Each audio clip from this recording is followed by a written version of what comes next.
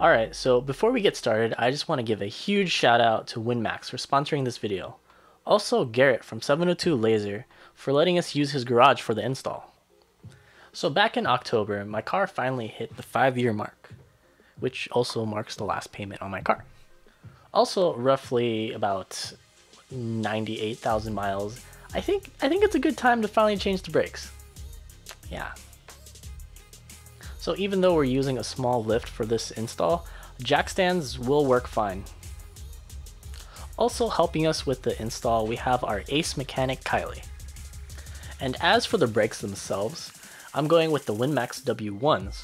It's rated for high performance use with minimal noise and brake dust, which is perfect for daily driving. So the first thing you want to do is loosen your lug nuts before lifting the car up. Then once it's up, you can remove your wheels. Now behind your caliper, there are two 14mm bolts that need to be removed. Once those bolts are removed, you should be able to slide your caliper forward and it'll come right off. Surprisingly, with hardly any effort. And am I the only one concerned about how easy it is for the caliper to come off? But whatever. The brake pads should also come out as easily. Once those are out, you can go ahead and clean up the area with brake cleaner, or well, you should. Well, you don't have to, but I recommend doing so. And after you're done with that, you can go ahead and put in the new brake pads. We decided to leave off the backing plates. It'll increase brake noise just a little bit, but it can also help with cooling, and it just looks kind of cool, being able to see the brake pads. Now over to the caliper. We need to depress the pistons, which we're using a brake caliper hand press for. This basically pushes back the pistons in your caliper so you're able to fit it over the new brake pads. After that, you can put back the two 14mm bolts and torque them to 19 foot-pounds. And that's how you do the front brake pads. Moving on to the rear, these are slightly different. The caliper is a little smaller with only one piston, but for the most part, it's all the same steps. So for the rear, there's two 14mm bolts that need to be removed.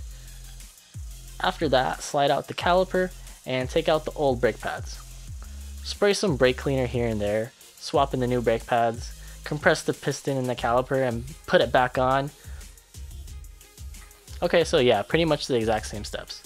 Anyways, just do that to both sides and there you have it. That's how you change the brake pads on a Scion FRS, well, and I guess it's Toyota now, Toyota 86 or a Subaru BRZ. So that's it for today. Once again, huge shout out to WinMax USA for sponsoring this video. Please do check them out. I have links in the description. Please let me know what you think of this video. It's a pretty simple install at most. I'd probably rate it a difficulty of 2 out of 7. It's an odd number to put it.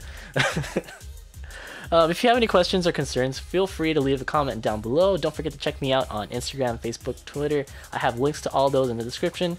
And as always, thanks for watching.